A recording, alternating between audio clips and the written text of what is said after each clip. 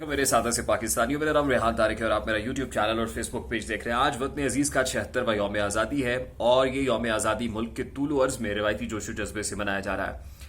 यौम आज़ादी के मौके पर 3 आला तरीन शख्सियात के खिताबात मेरे सामने हैं। इन खिताबात के कंटेंट्स को देख कर क्या अखज़ किया जा सकता है, क्या कहने की कोशिश कर रहे हैं, आज के व्लॉग में इस पर बात करेंगे। मुल्की सियासी मंजरनामे का तज़किरा भी होगा। आज पकड़ धकड़ भी हो रही है, गिरफ्तारियां भी हो रही हैं, चार दीवारी का तकद्दुस भी पायमाल किया जा रहा है। लेकिन उसके साथ ही क्योंकि यौम आज़ादी है तो एक वीडियो मेरे सामने से गुजरी और उस वीडियो का ताल्लुक लंदन से है। लंदन की वीडियो है लेकिन है चंद पाकिस्तानी जो आज हमें ये सोचने पर मजबूर कर रहे हैं कि क्या वाकई हम आज़ाद हैं, क्या यहाँ पर हमारी आज़ादी को सल्ब नहीं किया जाएगा, क्या हम मुल्क में और मुल्क से बाहर जो हमारे साथ ट्रीटमेंट है हमारे अपने ही भाई बंदे वो इस अंदाज में करेंगे कि जिससे हमारी आज़ादी इंटरवीन ना हो, जिससे हमारी अपनी जो प्राइवेट लाइफ है वो इंटरवीन ना हो। हिना परवेज़ भट्ट साहिबा जो पाकिस्तान मुस्लिम लीग नून की रहनुमा है, वो लंदन में अपने जवान साला साहबजादे के साथ है। एक कॉफ़ी शॉप में देखा जा सकता है, फिर एक सड़क पर देखा जा सकता है और चंद ओबाश लड़के उनके पीछे लगे हुए हैं।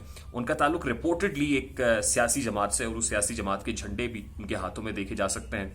जैसी बिलो द बेल्ट गुफ्तगू हो रही है, जैसी गालम गलोच हो रही है, जिस अंदाज से जुमले कसे जा रहे हैं एक माँ को उसके साहबजादे के सामने, वो यकीनन काबिल मजम्मत है। काबिल बर्दाश्त भी नहीं है कि इसको बर्दाश्त किया जाए, बल्कि उन हैरासर्स को जो भी कानून कहता है उस कानून की गिरफ्त में लाना चाहिए। और जाहिर है एक ऐसा माहौल कि जिसके अंदर ख़वातीन जब सड़कों पर निकलें, अपने बेटों के साथ निकलें तो उनके बेटे भी ज़मीन में गड़े जाएं, वो ख़वातीन भी शर्म के मारे ज़मीन से में गड़ी जाए कि जिस अंदाज में गुफ्तगू की जा रही, जैसी गालम गलोच की जा रही है, मतलब ऐसा तसव्वुर भी नहीं किया जा सकता है। कम अज़ कम कोई मुसलमान पाकिस्तानी तो ऐसा तसव्वुर नहीं कर सकता है। इवन हम तो यूरोप से और दीगर ममालिक से जो डेवलप्ड कंट्रीज़ हैं और उनसे भी हमारा कंपैरिजन इस मामले पर होना चाहिए कि हम अखलाकियात का भाषण देते हैं। हम उस नबी के मानने वाले हैं कि जो अपने और पराये के गमखार थे, जो दोनों जहानों के लिए रहमत बनाकर भेजे गए। क्या हम वाकई उन रिवायात के अमीन हैं? क्या वाकई हम उस लेगेसी को कैरी कर रहे हैं? क्या वाकई कायद आज़म मोहम्मद अली जिन्ना ने पाकिस्तान को इसलिए हासिल किया था कि यहाँ पर अपने ही लोग अपने ही लोगों पर, यानी अपने ही पाकिस्तानी माओ बहनों के ऊपर जुमले कसे, उनको गालियाँ दे? ठीक है, आपका सियासी इख्तलाफ अपनी जगह पर है, लेकिन सियासी नफरतें पालना, इतना पोलराइज्ड एनवायरनमेंट हो जाना कि आप किसी की ज़िंदगी को ही अजीरन बना डालें, यानी उससे उसकी आज़ादी ही छीन लें, सल्ब कर लें, ये जस्टिफाइड एक्ट नहीं है। और आप समझ रहे होंगे कि जो बात मैं कर रहा हूँ इसका ताल्लुक कोई पॉलिटिकल डिफरेंसेस अपार्ट, लेकिन एक खातून के साथ राह चलती हुई अपने बेटे के सामने उससे जिस अंदाज में गालियाँ दी गई हैं, जिस तरह का कीचड़ उछाला गया है, यकीनन कोई भी होगा अपनी माँ बहन बेटी के सामने ऐसा बर्दाश्त नहीं कर सकेगा। सबसे पहले तो ये इसकी कंडमनेशन होनी चाहिए। दूसरी इंपॉर्टेंट खबर ये आ रही है कि चेयरमैन तहरीक इंसाफ इमरान खान के भांजे हसन न्याजी को एबटाबाद से गिरफ्तार कर लिया गया है। सानहा 9 मई में वो मुलव्विस थे और कोर कमांडर की पतलून उन्होंने अपने हाथ में पकड़ के जिस अंदाज में लहराई थी और फिर वो यूनिफॉर्म वहाँ से निकालने वाले हैं और उनको एबटाबाद के एक घर से गिरफ्तार किया गया। उनके दोस्त का रिपोर्टेडली वो घर बताया जा रहा था और फिर कहा जा रहा है कि 9 मई में मुलव्विस लोगों को जहाँ रखा गया है उनको वहीं रखा जाएगा और मिलिट्री कोर्ट के अंदर ट्रायल की बातें भी हो रही हैं। तो ये तो पॉलिटिकल हैपनिंग्स हैं जो आपके सामने रखना मकसूद था। ये चंद इंपॉर्टेंट इंसिडेंट्स थे, लेकिन उसके साथ ही गुज़श्ता रात हमने पाकिस्तान मिलिट्री एकेडमी काकूल के अंदर यौम आज़ादी से मुतालिक एक परेड देखी और उस परेड की खास बात यह है कि जो एक डिसिप्लिन देखने को मिलता है, यकीनन आप के गूज बम्स वाली बात है कि आपके रोंगटे खड़े हो जाते हैं और वतन अजीज़ से मोहब्बत और जज्बा जो है वो मज़ीद बढ़ जाता है जब आप वतन के जवानों को इस अंदाज में इतना डिसिप्लिन्ड वे के अंदर नारे तकबीर बुलंद करते हुए, अल्लाह अकबर की सदाएं बुलंद करते हुए देखते हैं। ख़ास बात यह है कि chief of the army staff general Asim Munir इस तकरीब के मेहमान खुसूसी थे। उन्होंने इस तकरीब से खिताब भी किया और उस खिताब को बराह रास्त मीडिया पर नशर भी किया गया। इस तकरीब की खास बात यह थी कि chief of the army staff general Syed Hafiz Asim Munir की जो कम्युनिकेशन है, जो उनका जज्बाती खिताब था अंग्रेज़ी और उर्दू के अंदर और फिर उसमें कुरानी आयात के हवाले थे रिवायती अंदाज में जिस पर वो जाने जाते हैं, वो यकीनन जो है वो सुनने से और देखने से ताल्लुक़ रखते थे। एक ही बात जो उनका क्रक्स था और जहाँ भी वो जाते हैं, जहाँ जहाँ मैंने उनको सुना है, वो यही है कि होप की बात करते हैं, डिस्पेयर को ख़त्म करने की बात करते हैं, ناامیدی کو ختم کرنے کی بات کرتے ہیں.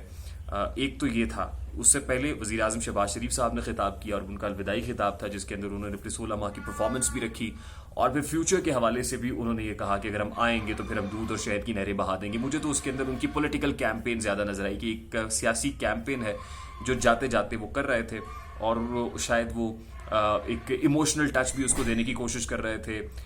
پاکستان حاصل کرنے کے لیے جو قربانیاں دی گئیں ان قربانیوں کا ذکر بھی کر رہے تھے اور پھر یہ کہہ رہے تھے کہ ہمیں بھی قربانی دینی ہے. پتہ نہیں اب وہ کون سی کس معنی میں قربانی کی بات کر رہے ہیں. بلکہ 16 ماہ کی پرفارمنس جس انداز میں انہوں نے اپنے سامنے پبلک کے سامنے رکھی اور آنے والے جو ہے الیکشنز کے حوالے سے ایک کیمپین کی, اس سے لگ رہا تھا کہ پولیٹیکلی وہ ایک نیریٹو بلڈنگ کی کوشش کر رہے ہیں اور ان کا نیریٹو یہی ہوگا کہ ملک کو ڈیفالٹ سے بچایا ہے اور آئندہ بھی ہم ملک کی جو اکنامک ڈائریکشن ہے اس کو ٹھیک کر دیں گے.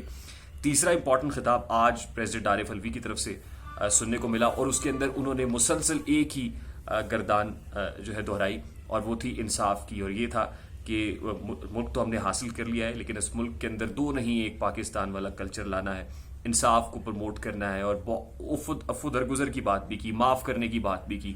اس سے لگا کہ شاید وہ پاکستان تحریک انصاف کے وہ لوگ جو بیہائنڈ دا بارز ہیں including chairman P T I وہ ان کی ریلیز کی بات کر رہے ہیں اور بار بار استفسار کر رہے ہیں کہ ایسے موقع پر جب وطن عزیز کا 76واں یوم آزادی ہے تو بہت سے لوگ جو ہمارے اپنے ہی ہیں جن کے خلاف ہم نے پولیٹیکل ڈفرینسز پالے ہوئے ہیں ان کو پولیٹیکل وکٹمائزیشن کا نشانہ بنایا جا رہا ہے تو ہمیں عفو درگزر سے کام لینا چاہیے, معافی تلافی ہونی چاہیے.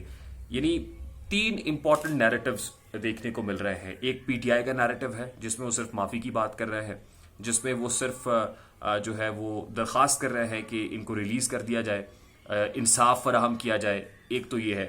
دوسرا نیریٹو سابق وزیر اعظم میں کہوں گا کیونکہ اب تو care taker prime minister Kakar صاحب یہ بھی کچھ ہی دیر میں حلف اٹھا لیں گے. شہباز شریف صاحب جاتے جاتے پولیٹیکل کیمپیننگ کر رہے ہیں, اگلے الیکشنز کی داغ بیل بھی ڈال رہے ہیں. وہ کہہ رہے ہیں کہ ہم نے ملک کو ڈیفالٹ سے بچایا ہے تو آنے والے دنوں میں ہم ہی ملک کا جو معاشی نقشہ ہے اس کو بہتر کر سکتے ہیں. تیسرا جو chief of the army staff کا خطاب ہے اس سے یوں لگتا ہے کہ جیسے وہ پاک فوج کے امیج کو ریوائیو کرنے کی بات بھی کر رہے ہیں اور آنے والے دنوں میں ظاہر ہے جب پولیٹیکلی الیکشنز نہیں ہوں گے اس میں کیئر ٹیکر سیٹ اپس ہی چاروں صوبوں کے اندر چلیں گے اور مرکز کے اندر بھی, تو براہ راست جو فوج ہے اس کا ایمفیسس یہی ہوگا کہ جس کے اندر کوئی بائسنس کا ایلیمنٹ نہ آئے, جس کے اندر نان پارٹیزان قسم کا سیٹ اپ چلتا رہے اور وہ پاک فوج کا امیج اس طرح سے ریگین کریں کہ وہ ملک کے جو ریسورسز ہیں وہ منرلز اور مائنز کی صورت میں ہو, ایگریکلچر کی صورت میں ہو, وہ اسپیشل انویسٹمنٹ فیسیلیٹیشن کاؤنسل ہو, یو اے ای اور سعودی عربیہ سے پیسے ہوں, چین سے رول اوور ہو. ان سب چیزوں کو سامنے رکھتے ہوئے ملک کے معاشی امیج کو, ملک کے سوشل امیج کو وہ جو ہے وہ بہتر کرنے کی کوشش کریں, پاک فوج کے امیج کو ریگین اور ریوائیو کرنے کی بات کر رہے ہیں. اس سے لگ ہی رہا ہے کہ ابھی جو رہے گا وہ پاک فوج اور طاقتور حلقے اور ان کے بنائے ہوئے کے ٹیکر سیٹ اپس رہیں گے. اس کے اندر پاکستان تحریک انصاف کی دہائیاں دیتی رہے گی, معافی تلافی کی درخواست کرتی رہے گی اور اس کے دوران ہی جو سابق وزیر اعظم شہباز شریف صاحب ہیں وہ لندن روانہ ہو جائیں گے. انہیں اب لندن جانا ہے اور بڑے میاں صاحب سے ملاقات بھی کرنی ہے. وہ پولیٹیکل بیانیاں بنانے کی تلاش کرنے کی کوشش کرتے رہیں گے. وہ بھی بڑے میاں صاحب کو اس بات پر بھی جو ہے وہ مطمئن کرنے کی کوشش کریں گے کہ کیوں وہ واپس نہیں آ سکے اور ان کی حکومت, انہی کی حکومت, چھوٹے بھائی کی حکومت ان کو واپس کیوں نہیں لا سکی. پھر ان کو کنونس کرنے کی کوشش کریں گے کہ بھی الیکشنز ہوں گے تو اس الیکشن میں ہم نے مزاحمتی بیانیاں نہیں بلکہ مفاہمتی بیانیاں اپنانا ہے. اس کے اندر ہم نے جو ہے وہ ملک کو ڈیفالٹ سے بچانے کا جو بیانیہ ہے اس کو لے کر آنا ہے رادر دین کہ ہم فوج کے ساتھ اور طاقتور حلقوں کے ساتھ ٹکرائیں. تو آنے والے دنوں میں الیکشنز تو کہیں دور دور تک نہیں ہے بلکہ یہی جو سلسلہ ہے جو chief of the army staff کا خطاب ہے اسی کی ریفلیکشن ہمیں آنے والے مزید 8-9 مہینے 1 سال تک دکھائی دے گی. اور دوسری طرف سے انصاف اور ایک طرف سے پولیٹیکل کیمپیننگ کا بیانیہ چلتا رہے گا. مجھے رحات داری کو اجازت دیجیے, اپنا بہت سارا خیال رکھیے گا. السلام علیکم.